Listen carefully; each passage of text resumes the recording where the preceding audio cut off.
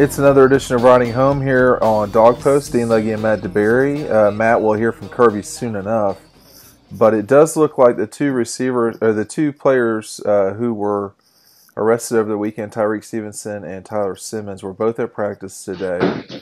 So that was I guess that should have been expected. I certainly expect them to play in the opener against Vanderbilt unless something odd happens. But were there any other things that you saw, in practice so far? We are 4 practices into spring ball so far, and really, was there anything that caught your eye today? Well, I got a good look at the defense today, and what caught my eye was the amount of freshmen and young guys that are really getting some early reps, really getting coached up by Coach Smart, Coach Lane, and Coach Schumann. They were really getting after some of the young players in this group. It's a young, talented group. Obviously, the recruiting classes they brought in the past 2 years should lead to young, talented players, and that's what Georgia has right now. So guys like Nolan Smith was being coached up by Kirby Smart individually, Nakobe Dean with Coach Schumann, Jermaine Johnson at defensive end really looks the part too. He was going through drills right after Brenton Cox did, another young talented player. So just the overall size of the defense that I saw and the young talent, it's something that Georgia fans should be really excited about. Well, they're certainly young and they're certainly big in many places. One spot that I think that people, if they want to be concerned, have some reason to. They're not overly young in this spot, though, is defensive line. I mean, you got Jordan Davis in the middle. You've got Tyler Clark, Mikael Carter, guys like that. Julian Rochester, who was not out there today. Well, he was out there, but not in the practice way of doing things, I guess you could say. What do you make of the defensive line from this point forward for Georgia? I mean, if Alabama and Clemson have been known for one thing of late, it's been their defensive line. Where is Georgia coming along on that front? Well, I think it's a veteran group. You do have guys like Julian Rochester, who will be a senior. Michael Barnett is out there looking really good.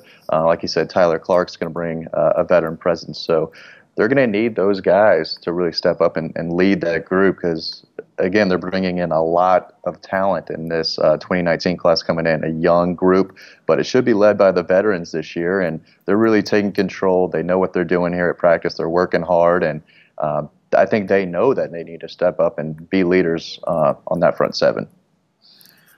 What else did you see? I know you spent most of the time with the defense today, but as far as that secondary, does it seem like the guys that we're suspecting will start back there is who it's going to be so far? Yeah, they had a lot of young guys working at the cornerback spot. Obviously, Tyrique Stevenson was out there making plays. Otis Reese had a couple attaboys from the staff. Kirby Smart was working really closely with the cornerbacks, and I think that's a position that's really up for grabs. Eric Stokes played a lot last year, played really well late in the year. Tyson Campbell obviously started a good bit last year as a freshman, and those starting spots aren't locked in with those guys. They're going to still have to compete with guys like Mark Webb, Amir Speed, and some of the young guys. DJ Daniel was out there taking a lot of reps. Again, Tyrique Stevenson is out there being coached up. I mean, he's a guy who can really fire for playing time with a strong spring. So it was a really big group. There's a lot of defensive backs on this team. It was kind of a crowded group trying to get numbers out there, seeing who was leading the charge. But again, I do think cornerback is kind of up for grabs right now, and whoever wins those spots beat out a really good player. Well, they're going to have to replace DeAndre Baker here at some stage with someone. The question is who. What about linebacker? That's a spot where you're going to return Monty Rice, the guy who didn't play at the end of the season. I think Georgia really missed him, it seemed like at times, because of that injury that he had. Right. And you're bringing in Nakobe Dean. The middle linebackers could look very different, say, a game or two into this season than they did at the end of this past year. Yeah, there's definitely a different look with the inside linebackers. You got the big guys like Quay Walker and Ryan Davis who definitely stand out as bigger inside linebackers. You can probably, throw Channing Tindall in that mix. And then you've got Monty Rice, Tate Crowder, Nakobe Dean guys who are kind of on the smaller side. So you have a nice blend of speed and size at the inside linebacker spot. So it's a good-looking group. I know Quay Walker definitely stood out. He's long. He looks to be in great shape. Channing Tindall looks good. Ryan Davis, a guy that I've been talking about for a long time on Dog Post, still coming off an injury, but physically, I mean, that kid could step in and and play this year if needed to. So lots of speed, lots of size, lots of young talent, again, all over the team, but especially at inside linebacker. Other comments, generally speaking, I know we're spending the bulk of the time on the defense today, but I know y'all are in and out of there. This weekend will be I should say, coaching clinic at Georgia. It's hundreds of high school coaches from around the South come in to talk to people like Lane Kiffin, etc., about their X's and O's, I guess you could say. Did you see other stuff? I mean, how is how is I can't believe I've forgotten the defensive coordinator's name off the top of my head all of a sudden here, but Dan Lanning? Yes, Dan Lanning. I was going to say Glenn Schumann. It's not Glenn Schumann as the one. Go ahead. They're two young guys though, but I mean they bring a lot of energy and youth to to the staff, and Lanning was getting after him about being explosive, working on their feet, but also their explosion, getting out of that stuff. They did a lot of bag work drills, so he was right there in the front for all the media to see. So, and that's a good-looking group too. It's hard not to notice the outside linebackers with their length and their size, and he's got a lot of talent to coach up. So, I'm sure he's in a really good spot right now. I did want to say. A lot of older players back. Jarvis Jones was there watching practice. Obviously, DeAndre Baker was there. Your boy, dog post fan, John Theus was out there. Oh boy, he was watching practice intently. A few former players there. It was a really nice day, and I thought the defense really played fast today.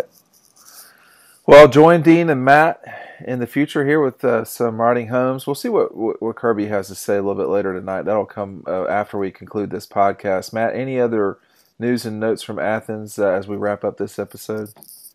There were a few recruits out there. I'll try to get in touch and see exactly who they were, but did have some recruits here, again, former players. A lot of excitement at practice today, I thought.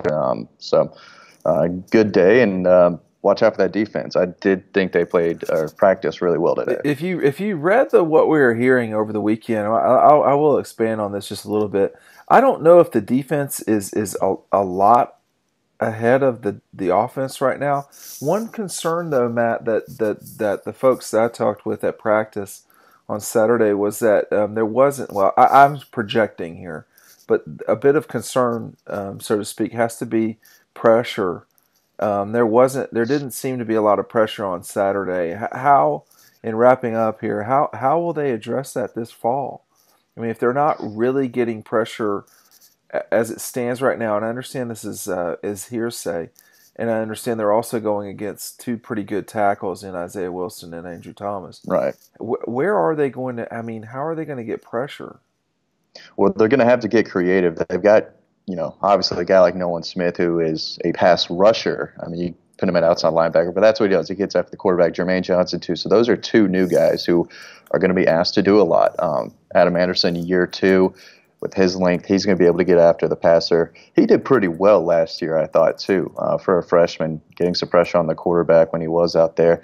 He should take that next step, and so should Brent Cox. But the older guys, Walter Grant, Robert Beal, not really known for, elite pass rush skills. It's one of the younger guys. Isn't it amazing? Robert Beal is an older guy now.